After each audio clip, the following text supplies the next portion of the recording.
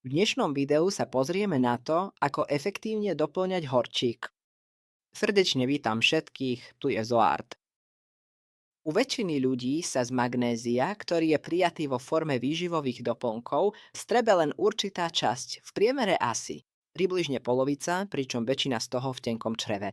V rôznych výživových a doplnkových prípravkoch sa horčík vyskytuje v rozličných chemických formách, napríklad ako horčík dysglycinát, horčík citrát, horčík oxid, horčík chlorid, horčík laktát a tiež aj v ďalších formách.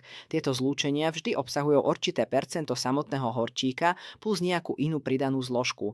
Horčík bisglycinát je považovaný za jeden z najlepšie vstrebateľných druhov horčíka a vďaka obsahu aminokyseliny glycín patrí medzi tie najlepšie možnosti pre mozog na upokojenie, proti úzkosti a na lepší spánok.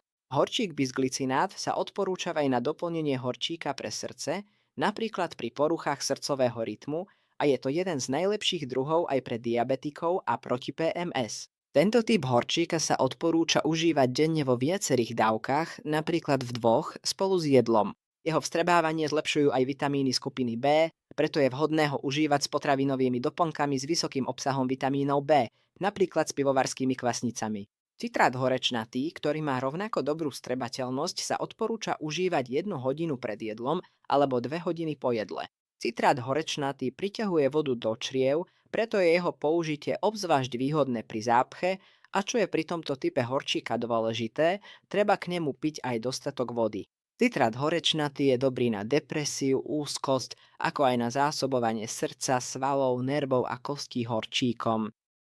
Oxid horečnatý je obzvlášť vhodný na problémy s tráviacim traktom, ako je pálenie záhy, tráviace ťažkosti, zápcha, ale dobre ho využívajú aj srdce a kosti a na migrénu je to jeden z najlepších druhov horčíka. V oxide horečnatom je v porovnaní s ostatnými formami najviac horčíka, avšak z tejto formy sa horčík strebáva najpomalšie a s najnižšou účinnosťou. Preto je oxid horečnatý najlepší na to, aby počas dňa nepretržite zabezpečoval potrebu horčíka v našom tele.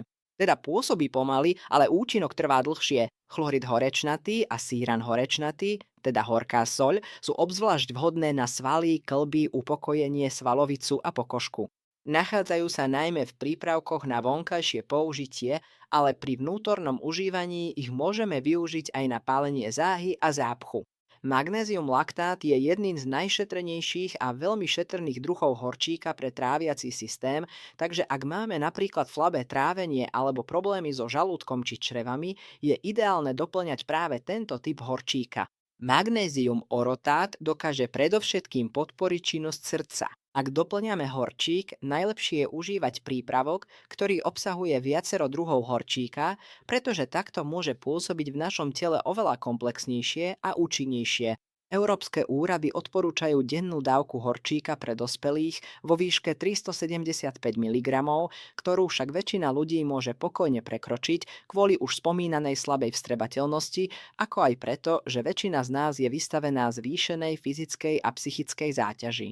To znamená, že počas dňa môžeme prijať aj niekoľko násobok tejto odporúčanej dávky, no je dobré vedieť, že v takom prípade už môže mať laxatívny účinok, preto pri vyššom dennom príjme horčíka je vhodné rozdeliť ho do viacerých dávok a užívať spolu s jedlom. Horčík je ťažké predávkovať, pretože prebytočné množstvo obličky zvyčajne ľahko odstránia. Menšie dávky horčíka môžeme pokojne doplňať kedykoľvek, nezávisle od jedla. Horčík môže významne ovplyvniť účinky mnohých rôznych liekov, najmä môže interagovať s antibiotikami, liekmi na zníženie kyslosti žalúdka, diuretikami a liekmi na osteoporózu.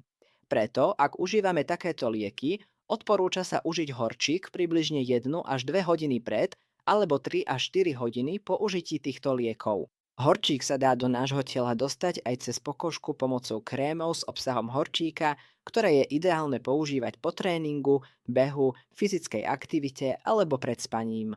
Strebávanie horčika môžeme zvýšiť napríklad príjmom kokosového a palmového oleja, ako sú aj rôzne druhy zeleniny, ovocia, ako aj živočišných bielkovín. Preto je dobré ho príjmať počas jedla. Naopak, vstrebávanie znižujú obilné jedlá, potraviny bohaté na oxaláty, ako napríklad špenát, nízka hladina žalúdočnej kyseliny, alkohol, zápalové ochorenia čriev, stres, väčšie množstvo zínku a hnačka. Zelenú farbu zelených druhov zeleniny spôsobuje chlorofil, takže brokolica, kučeravý kel, ružičkový kel, šťavel, rukola a chlorela sú zelené vďaka chlorofilu. Stredobodom tejto molekuly chlorofilu je atóm horčíka. Preto je nedostatok horčíka u ľudí taký častý, lebo väčšina ľudí konzumuje veľmi málo zelenej zeleniny a v skutočnosti si vieme dobre vstrebateľný a dostatočný horčík doplniť práve zo zelených rastlín, pretože obsahujú veľa chlorofilu. Horčík vo veľkej miere spotrebovajú sacharidy, teda obilninové jedlá, chrieb, cestoviny, cukor, zemiaky, sladkosti, čipsy, takže pri vyššom dennom príjme sacharidov je obzvlášť odporúčané doplňať horčík. Ďakujem ešte raz za tvoju pozornosť, veľmi verím, že toto video bolo naozaj užitočné. Prajeme ti veľa zdravia. Uvidíme sa v ďalšom videu. Dovtedy nech je zdravie s kybou.